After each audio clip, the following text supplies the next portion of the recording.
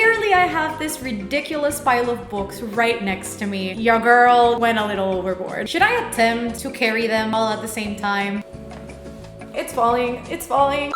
Hello book reading friends, welcome back to my channel, or welcome if you're new. My name's Melanie. In today's video, we have a chaotic book haul because I love to be broke. And I am going to be showing you guys about 24 books that I have bought recently. But I will say, I am the queen of saving cash. So if you ever want a video on how to buy books online and save money, let your girl know, because I spent way less money than I should have on all of these books. Most of these books I bought on Amazon, and they are a mix of brand new books and then used books. And before I even start showing you the books that I got, let me tell you, if you have yet to check out my last video, which is my announcement video for a new series that I am starting and co-hosting with Mick from Mickley's Writes called Coffee and Takeout, I will leave that link down below so you can check that video out. And if you have yet to subscribe to my channel, you can also do that down below. You can also follow me on all of my social media. I have an Instagram, Twitter, Goodreads, and an Amazon wish list in case you want to help me and my channel improve and want to gift me a book. And without further ado, let's get started. I am doing this way too much with my hands, but let's get started because I don't know when to stop talking and these are a lot of books. I am first going to start with my August Book of the Month box. It was the first time that I'd subscribed to them, and I honestly think it's a great deal, and it's also a nice way to save money and find new books. So in August, I chose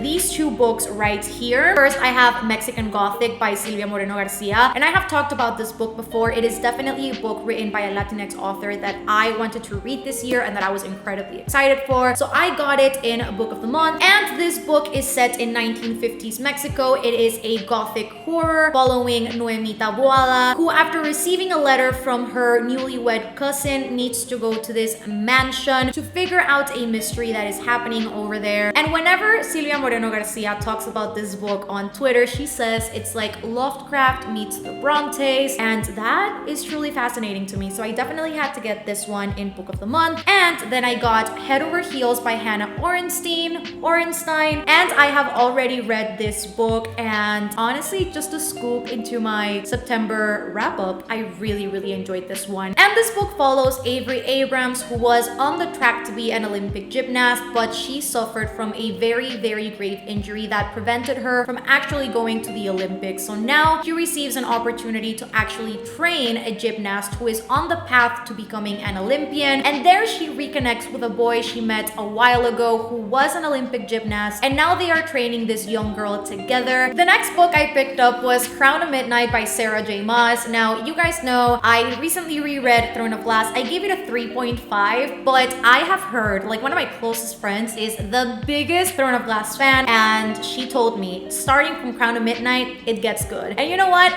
I trust her judgment. So I am looking forward to reading this book and following along the story of Selena Sordothian. And I know there's like a bunch of characters that I really don't know yet. Next up, I have a book that was completely influenced by Mick from Mickley's Writes. I expressed my interest in this book, and she said, if you love dark academia, if you love adult fantasy, you should definitely pick this one up. And so I did, because again, I love Mick, I trust her, and I have no self-control. And it is Ninth House by Leigh Bardugo. I feel like it has everything that I could love. I think everything she has written in the past has been YA, and so I am excited to go into more adult ground with her, though I have never really read any Leigh Bardugo books, so I don't know where I was going with that. It is a dark academia following Alex Stern as she enrolls in Yale University, and there she finds out that there is a secret cult, I think, and it starts getting really dark, and I think Alex can see ghosts or something. I am not really sure. I really tried not to look too much into this book because I didn't want any spoilers. There is also blurbs in the back of the book, and the first blurb is by Stephen King. So if you're a Stephen King fan, he says, Ninth House is the best fantasy novel I've read in years because it's about real people. Bardugo's imaginative reach is brilliant, and this story full of shocks and twists is impossible to put down. I recently talked about about this book in my books written by Asian authors that I want to read in 2020, and I had to get it. Not only because I was excited, but also because for whatever reason, Amazon had this book for $5.99, brand new. I am willing and able if there is a good offer, if there is a good deal. And I am talking about An Ember in the Ashes by Scythe Trilogy. This is a YA fantasy story inspired off of ancient Rome, and in this book we follow, what's her name? Totally forgot. We follow Leia, who is a slave, and Elias, who is a soldier, and one day some guards barge into her home and arrest her brother for treason. And so she teams up with the rebels because they assure her that they will help get her brother back only if she infiltrates the military academy and acts as a spy for them. And there she meets Elias, who is a soldier, and apparently he is the most promising soldier in the academy. And so suddenly, with their lives entwined, they may play a bigger role in the fight than they ever thought. I know this is a lot of people's favorites, so I definitely want to go into this and see what it is all about. Next up, I have a book that, as you guys know, if you have watched my channel, I have already read, I have already talked about, raved about, and it is Brave by Tracy Wolff. I tapped this book because I really enjoyed it. There are vampires and other supernatural creatures. So if you're looking for a YA paranormal romance that is funny, which is full of romance and adventure, definitely pick this one up. It is also very silly at times, which I personally enjoyed. And the sequel is coming out, I believe, on the 29th of September. I have a newer release. This book came out on the 1st of September, and I am not only excited because I already read it, and if you want to know my thoughts, I will be putting a review up soon. Not only am I excited for that, but also because it is written by a Latinx author, and they were the first transgender author to hit the New York Times bestseller, which is not ideal, but still monumental, and I am incredibly proud. If you know what I'm talking about, then you know. But if you don't know, I am talking about Cemetery Boys by Aiden Thomas. I have also talked about this book before on my channel, and in this book we follow Yadriel, who is a transgender boy and a brujo. To prove himself as a real brujo, he, along with his cousin Maritza, attempt to bring back a ghost of a family member, but instead he ends up bringing back the wrong ghost, and he brings back his school's resident bad boy Julian Diaz. Also, this book without its dust jacket is just gorgeous. It's definitely a book that I would display without the dust jacket, but the dust jacket is also really awesome. A book that everyone talks about, but I have personally never read. It is also a book that I picked up because it gave me Marvel Heroes vibes. It is Vicious by V.E. Schwab. This is actually a used copy, and look at that. It's a pretty neat used copy. It is intact. It has no annotations, no highlighting, and this book follows the villains of the story, so it is not told from like the hero's point of view, which is so fascinating to me. And this book follows Victor and Eli, who were college roommates and best friends. They have experienced so many things together. They share so many memories, and once their thesis moves from academic to experimental, things go horribly wrong. And I had to pick this one up again. I got a used copy. I think this was $3 on Amazon. Another newer release that also came out on the 1st of September, and a book that I have already talked about in my channel. And this is also a book that is right up my alley. You guys know I love horror, I love thrillers, and it is When No One Is Watching by Alyssa Cole. Now, I don't know much about Alyssa Cole, but I do know that she is typically a romance writer, and this is, I think, her first thriller. So I definitely want to explore her writing in this setting and maybe move on to her romance novel. And this is a book about gentrification in a thriller setting, and it is pitched as a Rare Window meets Get Out, and I absolutely loved Get Out. So this is definitely going to be more of a psychological thriller, which is personally my favorite type of thriller because it messes with me and I am completely immersed in the story. And I am the type of reader or the type of watcher, whenever I'm doing anything thriller, I try to figure it out as I go. Along the lines of Vicious, like I said before, I am a huge fan of superheroes, villains, and all of those storylines. I grew up as a comic reader. My brother is also a huge DC Comics fan, and I think I owe it all to him that I actually fell in love with these kinds of stories. And I have always been fascinated with superheroes, but particularly superheroes that we see in comics in a book setting. And when I was reading fan fiction very heavily, I was the type of person that read superhero fan fiction because it's just something that I really enjoy. And again, I really wanted to see it in a book format, and when I found out that these were a thing, I had to pick them up. And I am talking about the DC Icons series. I ended up picking up these two, and one cool thing that I just want to point out before I actually talk about these books, are these edges, because they actually spell out DC icons, and I think this is the coolest thing ever. And the books that I decided to pick up from this series is Catwoman Soul Stealer by Sarah J. Maas, and then Wonder Woman Warbringer by Leigh Bardugo. And look at the catchphrase for Catwoman Soul Stealer. Selena is the perfect thief. Luke is a troubled hero. In Gotham City, not everyone is what they seem. Like, that's just everything that I've wanted and more. And then we have Wonder Woman Warbringer by Leigh Bardugo, Diana, Daughter of Immortals, Alaya or Alia, I am totally butchering that, Daughter of Death. Together, they must fight the tide of war. Don't mind me if I do. I don't know if you have read any of these two. They sound so good. If you have, let me know. Next up, I have a trilogy, and you guys know I already read the first book, which is why I picked up the other two books in the trilogy, because it was just too good. And I am talking about the Scythe Trilogy by Neil Shusterman. I read the first book. I gave it a 5 out of 5 stars. It was such a stellar read. I will leave my review linked down below, but I heavily enjoyed it, and I want to know how it all ends, how it all carries on. I do have to admit though, I'm kind of afraid to read the rest of the series. One thing that would bother people, it definitely does not bother me. I am not the type of person that is too bugged about books in a series looking different. The first book is for some reason shiny. It's a shiny copy, and then the second book is a matte copy, and then the third one is hardcover. And I didn't even tell you what the names of the books are. So the first one is obviously called Scythe, the second one is called Thunderhead, and then the third one is called The Toll. And I actually haven't looked at The Toll without the dust jacket. It's purple, I like that, and the lettering is gold. It actually looks really pretty. And I will most likely, because I already did a review for the first book, I will most likely do a reading vlog for these two. So let me know if you're interested, because your girl is willing and able. That's like my new favorite quote, like my new favorite like sentence, catchphrase.